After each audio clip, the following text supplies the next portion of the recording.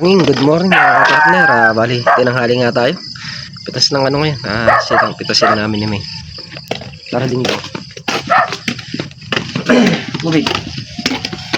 Mga kapartner, start na tayo. Walang bunga.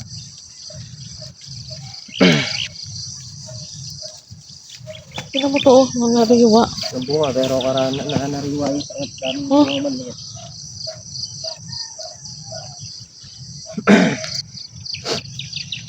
Kaya na kailangan ito. Tingnan mo to kasi oh. Sa sariwa nga yan. Yan nga yung ano, magic.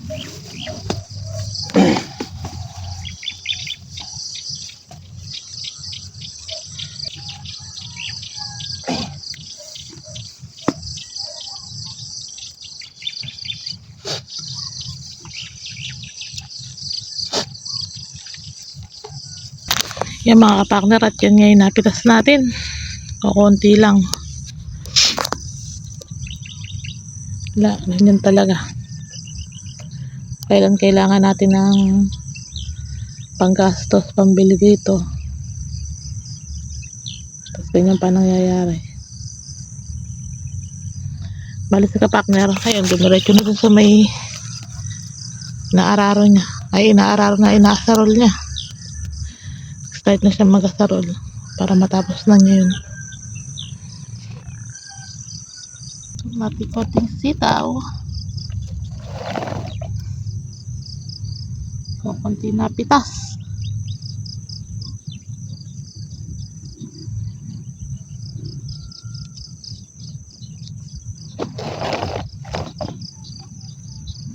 Puro mga bulaklak.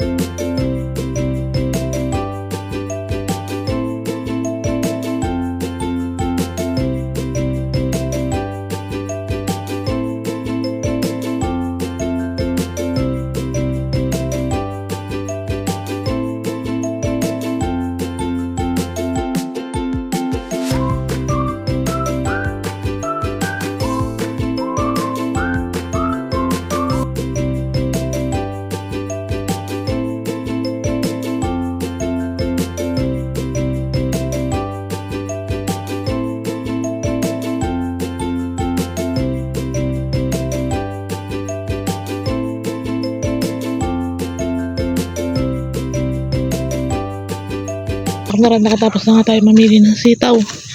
Nakatatlong mahaba naman, tsaka isang maiksi.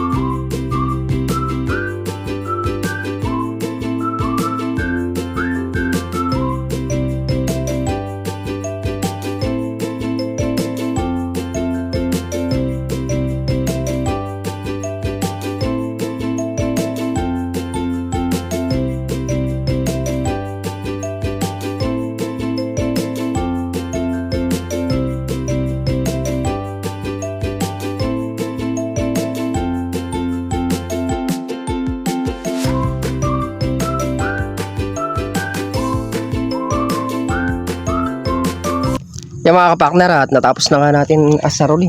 Partner, ito yung pinalipat natin ng mga halaman. Bali kahapon, tiniligan ni kapakner ng ng pataba. Nilusaw niya sa may tubig para pampabulas daw. Ayan, lahat yan dinilig niya. Hanggang dun sa dulo. Ngayon mamaya, kukuha tayo ng buto ng ganyan. Magtatanim ulit tayo para pang doon naman sa kabila, sa kabilang side. Maganda nga naman kasi pagka lumaki yan, oh. Tapos hilera, tapos nakagilid pa sa parang resort. Ganyan lang yung mga halaman na nasa resort. Ganyan, oh. Golden yellow na yan, papunta dyan sa ganyan. Ganda, oh.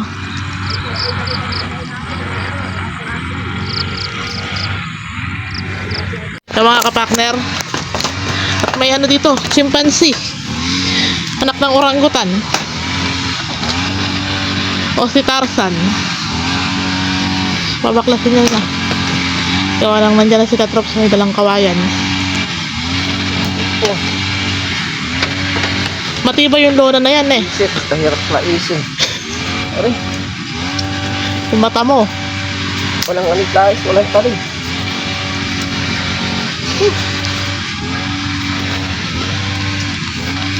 Nagmasta natin yung kalamansi kanina, mga kapakner. May mga bunga na siya na maliliit. Tapos pasunod pa yung mga bulaklak. Kaya kainaman, hindi siya sunod-sunod ng hindi yung isang pitasan lang. Ang galing.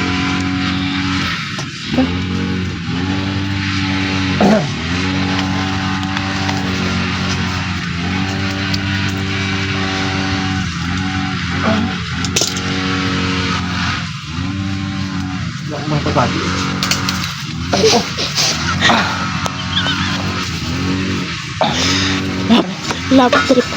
Lap trip ka talaga, de. May langgam dyan, hindi.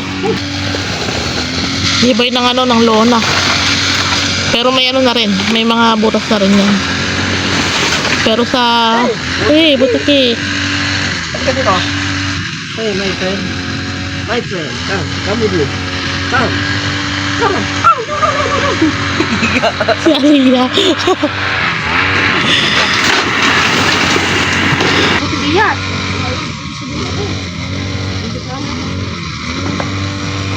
Ala? Lihat. Yan talaga yan.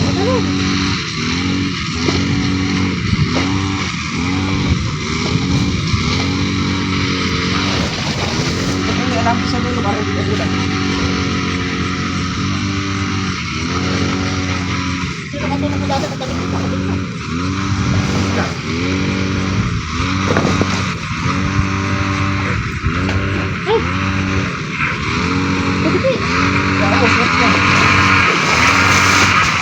Lain mo nga muna doon. Ayan, basta na pala.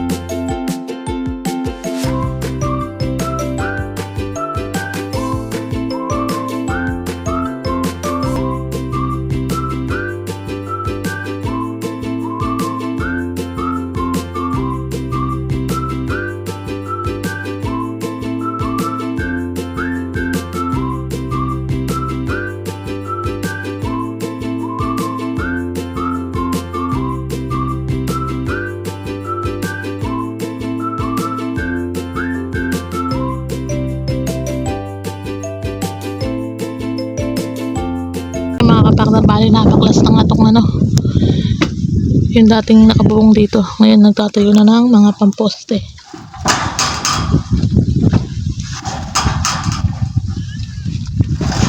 Nagukay na sila partner ng ano, pagbabauna ng poste.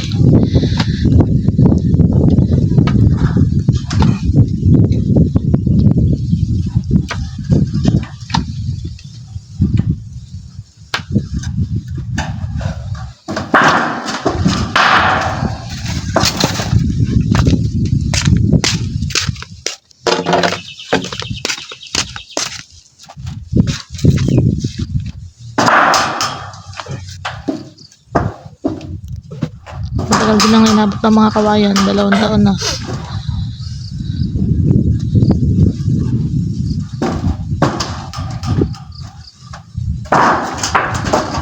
Yung mga kapakner, at nagkakalis nga tayo. Pangit kasi pag hindi natin tinanggal tong mga ano, buko-buko. Pangit, tingnan.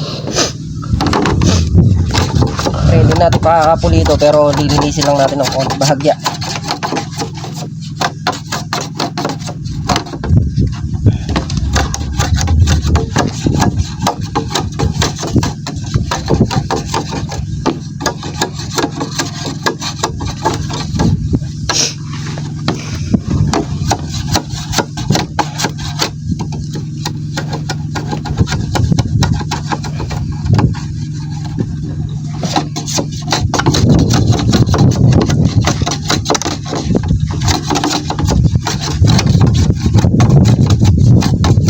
Ano ba yan po?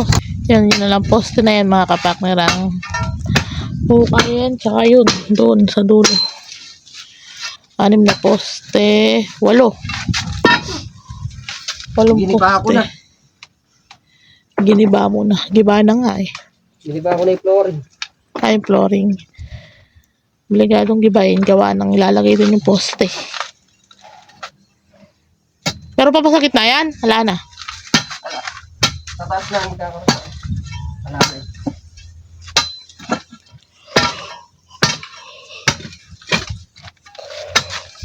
Ngayon, di na tayo umuwi ng tanghali.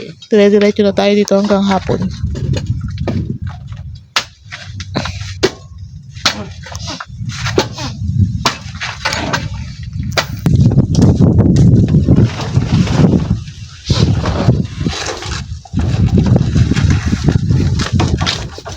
So, ang ginagawa mo, ba't may ganyan? Discarding market. Yung mga kapakner at nakapit na nga niya yan. Ewan ko anong plano niya, ba't may ganyan?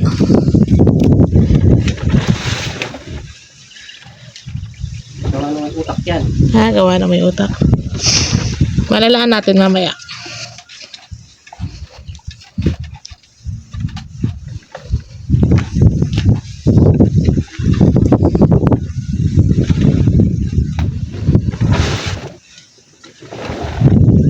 Naglalagyan niya ng diretsong ganyan. No? Tapos itong kabila.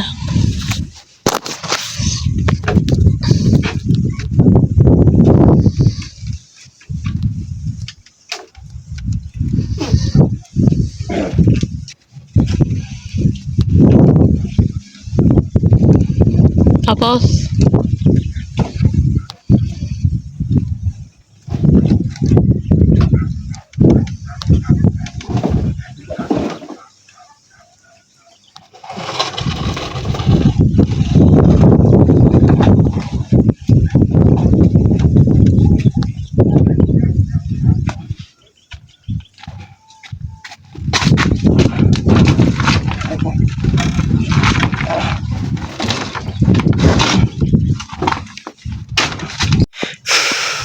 Yung mga kapakner, nalagyan na nga natin brace. Yung brace na yan, kaya natin kinabit para madiretso natin tong mga poste.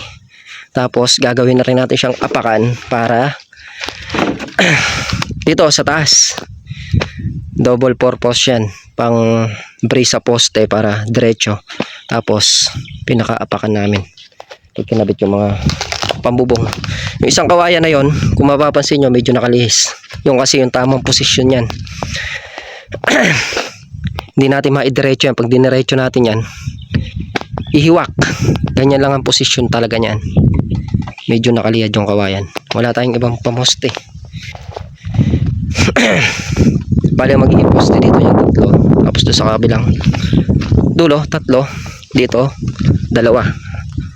Isa pa dito, babasag pa tayo dito.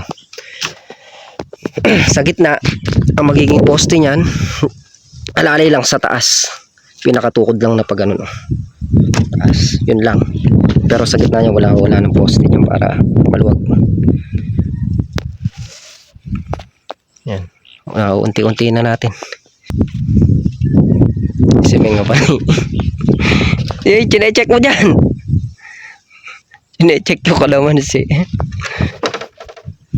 Pinaghahandaan na namin yung ano, yung kalamansi harvest.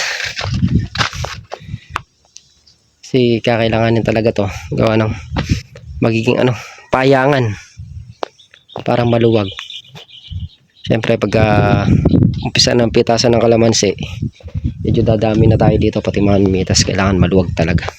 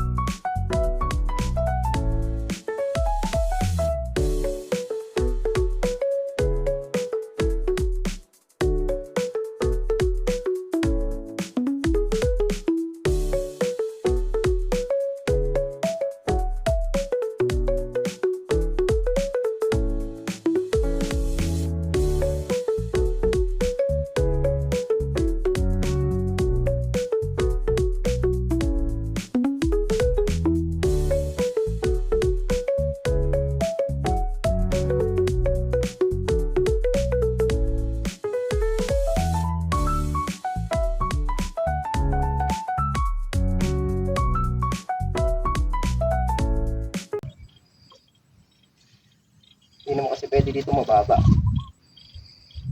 Kailangan dito.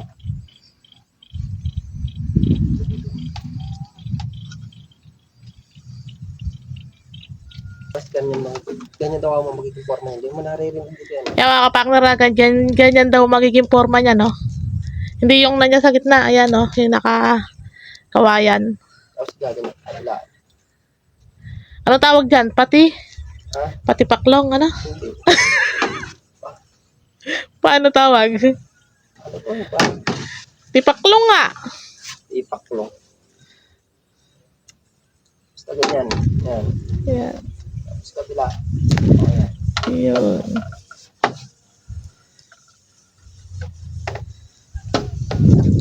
Kakaroon pa dito yan. Salot.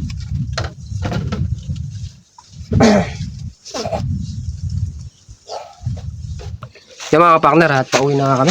Halibukas na natin itutuloy isang poste ng gawa ng matigas. Kailangan ng ano, silsil. Yung 5 poste ay 5, 3. 7. Oh, 7 poste na yung nakakabit. Isa na lang dito para sa gitna. Hindi natin madali ng maso. Tigas. So mga kapakner, bali yan yung kaganapan ngayong araw. Pagpitas ng sitaw kaninang maga, nakapitas tayo ng 300. Tapos tinapos ko na rin yung asarulin. Tapos tinayo ko na rin tong ano, mga poste. Nilagyan natin ng brace para bukas konti na lang gagawin namin. Siguro hanggang ano, hanggang Lunes baka mayari ang ubo na yan. At yung mga partner, hanggang dito na natin yung video muli po. Thank you po sa support nyo. Tuwala, ingat po ang lahat and God bless. Bye bye.